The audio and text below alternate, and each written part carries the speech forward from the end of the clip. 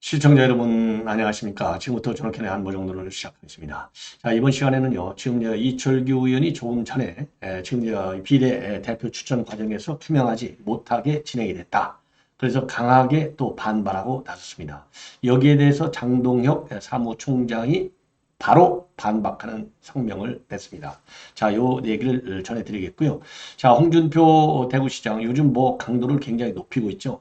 그래서 이제 한동훈 비대위원장서부터 시작해갖고 장해찬, 도태우 하여튼 중요 현안만 있으면 꼭 입장을 내는데요. 요거와 관련해서 정치권에서도 이런저런 이 말들이 많은 것 같습니다. 자, 그리고요, 이종섭 대사가 지금 이제 들어오게 되는데요. 이종섭 대사도 이제 귀국하게 되는데 지금 이종섭 대사에 대한 사퇴론까지 또 살살 나오고 있어서 상당히 좀 각별히 좀 관리를 해야 될 것이 아닌가 이런 생각이 또 드네요. 예. 그리고요, 김남구이가 드디어 민주당 복당 수순에 돌입했습니다. 비례정당에 입당하겠다는데, 이 비례정당에 입당했다가 바로 이제 선거 끝나면 합당하잖아요. 그러면 자연스럽게 이제 민주당에 복당하는 이러한 과정을 거치는데, 결국은 이재명과 이 김남국과의 꼼수가 지금 수면 밑에서 진행된 것이 꼼수가 작동한 것이 아닌가 이렇게 생각이 드는데요. 이런 것도 이번 선거에서 말이죠. 반드시 역풍 요인으로 작용하도록 우리가 해야 되겠다. 이러한 생각이 드네요. 자, 이 정도로 여러분께 이제 말씀을 좀 드리도록 하겠습니다. 자, 그러면은요. 맨 먼저 장동혁 사무총장이 지금 방금 입장문을 내놨습니다. 자, 이 입장문을 보면은요. 우선 이 안타깝고 가슴 아프다. 그러면서 이 반박 입장은 별도로 내지 않겠다라고 했는데 사실상 이게 반박 입장이나 마찬가지가 되겠죠. 자, 그래서 대신에요. 이 로우 프로파일로 지금 입장을 내놨습니다. 자, 총선을 20일 앞둔 중요한 시기에 당의 화합을 적용하는 일이 발생하고 있어서 굉장히 가슴 아프다. 총선 승리를 위해서 일일이 반박 입장은 내지 않겠다. 그리고요, 공천을 마무리하는 시점에 당내 잡음으로 인해서 공천 결과 자체에 대한 신뢰도가 떨어지고 그로 인해서 선거에 영향을 미치는 것은 우리 당원은 물론 우리 당에 지지를 보내주시는 국민께 전혀 바라는 일이 아닐 것이다. 예, 당연하죠. 그리고 지역군 공천이 마무리됐고 국민의힘의 비례대표 공천도 마무리됐는데 공천 과정에 외부 인사를 포함한 공관위원, 사무처 당직자들이 함께 참여했고 국민께서 모든 과정을 지켜보셨다라고 얘기를 하고 있어요. 그래서 그 갈등 대목에 대해서 별도로 입장을 내지 않고 이렇게 두리뭉실하게 지금 바람직하지 않다. 일일이 반박을 안 하겠다. 그리고 모든 과정은 지켜봤다. 그러니까 이제 투명하게 진행됐다는 점을 강조하고 있어요. 자, 그래서 이 내용이 진실 공방으로 이제 확대되는 것은 맞겠다. 이러한 의도로 보이는데요. 자, 장동혁 사무총장 좋은 의도라고 저는 봐요. 그러나 저도 그래서 그랬잖아요. 지금 이철규 의원이 이런 게 있으면 비공개리에 이게 조용하게 다루는 게 좋은데 꼭 이렇게 대대적으로 기자회견까지 갖고서 할 이유가 어디에 있는지 참 알아먹기가 어렵다라고 했는데 이게 이 장동혁 사무총장의 의사와 관계없이 이걸로 마무리가 되겠느냐? 글쎄요, 마무리되면 참 다행인데 그렇지 않을 가능성이 크지 않을까? 이런 점에서 우려스럽고 지금 이재명 민주당 쪽에서는 지금 얼마나 신이 났을까? 이걸 생각하면요, 참 정말 답답합니다. 자, 그래서 참고적으로요, 이철규 의원이 오늘 내는 입장문을 보면요, 우선 진행 과정이 투명하지 않다는 데 대해서 강력하게 이의를 제기하고 있고 본인이 그동안에 말이죠, 당 공관위에서 한 내용은 당규 35조 2항, 그러니까 인재영입위원장으로 있기 때문에 당 조직의 인재를 발굴해서 어떻게 역할을 하도록 하겠다. 요 얘기를 할 수 있는 것은 당헌에 보장된 권한이다. 요 점을 굉장히 강조하고 있고 특히 그동안에요, 공관회 회의 같은 데서 말하자면 호남 지역 인사, 노동계, 장애인, 종교계 이런 인사에 대한 배신, 그리고 배려, 그리고 이제 그 당을 위해서 헌신해온 분들에 대한 배려, 이런 거를 얘기했는데 요게 이제 잘 받아들이지 않은 데 대한 유감을 표시하는 걸로 되어 있어요. 자, 그리고 이 회견 후에 말이죠. 이 회견 후에도 이 한 위원장하고 통화를 했느냐? 이러한 부분에 대해서는요, 당 사무처 당직자들이 당선권이 되지 못한 데 대한 배려를 좀 해달라. 그리고 호남권 인사를 배려해달라. 이 두 가지는 별도로 얘기를 했다. 그리고 당 지지자들이 납득하기 어려운 분들이 들어간 문제에 대해서도 의견을 전달했다. 그러니까 세 가지 얘기는 별도로 오늘 이 회견한 후에 지금 한동훈 위원장한테 전화로 얘기했다는 겁니다. 그러니까 사무처 당직자들이 당선권에 들어가도록 해달라. 그리고 호남권 인사 배려해달라. 여기에다가 뭐냐, 당 지지자들이 이해하기 어려운 분들 이미 얘기했지 않습니까? 듣보잡들 요런 사람들 들어간 것도 이의 제기를 했다. 요거를 밝히고 있어요. 그리고 그 사람이 과연 누구냐? 그 사람에 대해서는 이제 주기환 광주시당 위원장, 민영삼 지금 이제 유튜브 활동을 하고 있죠.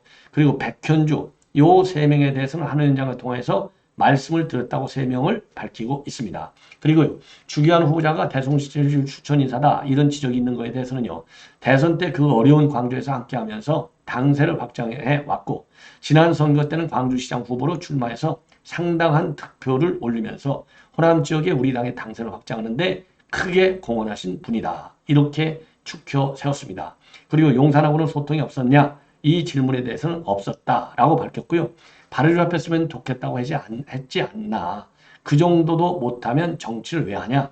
제가 대통령실 받아 적는 하수인은 아니지 않냐? 자, 요렇게 또 구체적으로 또 이 입장을 밝혔어요. 그러니까 이거는 당연히 이 대통령실하고 있다 없다 물어보면 당연히 없다는 얘기를 할 수밖에 없죠. 그리고 이러한 이 사천 운운에 대해서 주장에 대해서 한동훈 위원장은요, 바로 원하는 사람이 안 됐다고 해서 그걸 사채라고 얘기하는 거 이거는 우스운 얘기다. 이거는 시스템에 따라서 한 공천이다. 이렇게 입장을 밝혔습니다. 자, 그리고요. 그리고 이제 호남 인사가 좀 많이 배척된 거 이거에 대해서는 지금 충분하게 많이 반영이 되어 있다라는 입장을 지금 한동훈 위원장도 어제 얘기한 바 있어요. 그러면서 한동훈 위원장 호남 출신 인사가 상당히 포함됐다 이렇게 밝혔고요. 당 핵심 관계자, 이 핵심 관계는 당연히 이건 장동혁 사무총장이겠죠. 5번의 강선용 전 육군 항공작전사령관, 8번의 이뇨한, 그리고 22번의 김호하진 전 전남도당 위원장.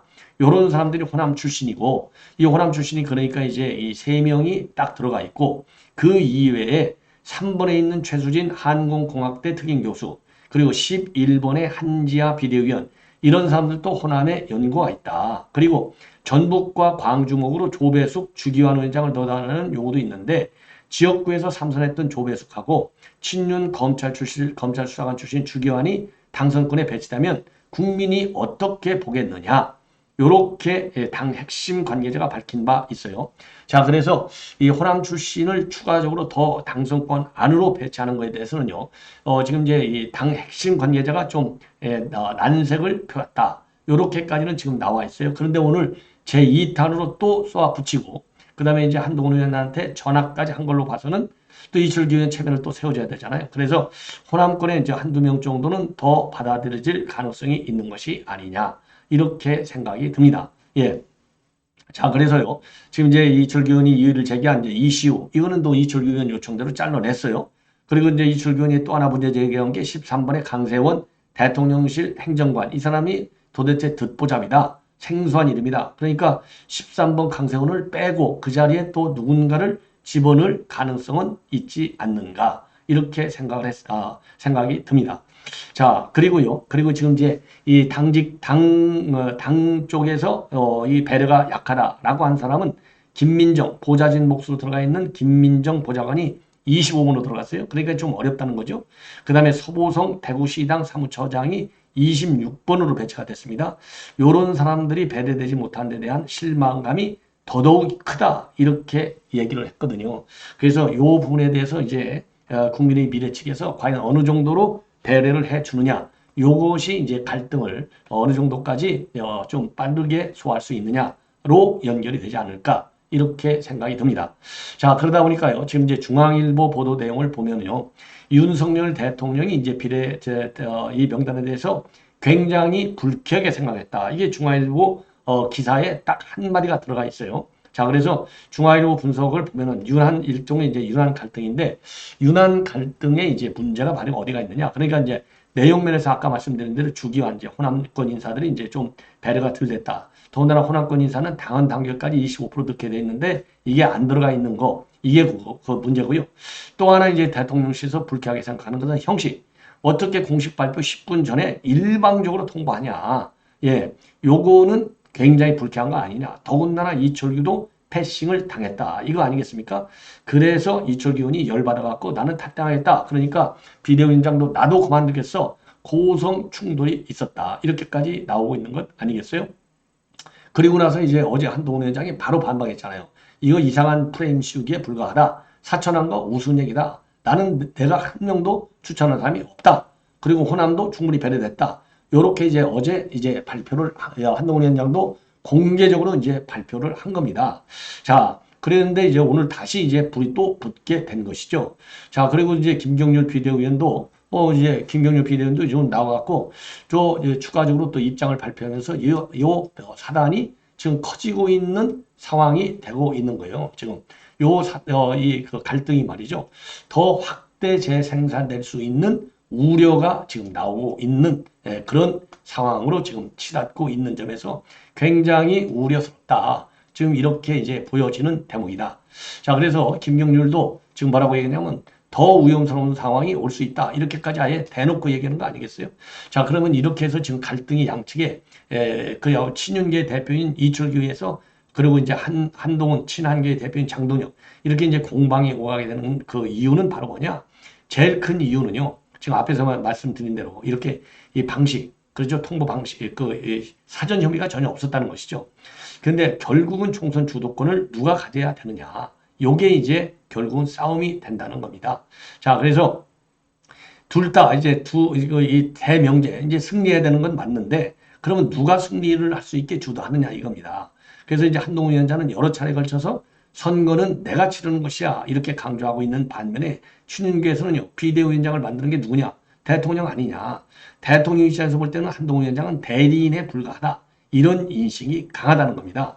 그만큼 그래서 인식차가 결국은 윤석열 대통령과 한동훈 위원장 간의 인식차로 이게 연결이 되고 그래서 주도권을 누가 잡느냐를 갖고 이렇게 싸움이 벌어지는 것 아니냐. 예. 자, 요런 지금 시각이 크다는 겁니다. 자, 그래서요. 지금 대통령실 관계자가 언론에 밝힌 중앙일보 보도를 보면은요. 국정 운영을 잘하기 위해서는 총선에서 승리하자는 건데 국정 운영의 차질을 빚는 문제들 여당 대표가 공개적으로 제기하는 게 도대체 이게 맞냐.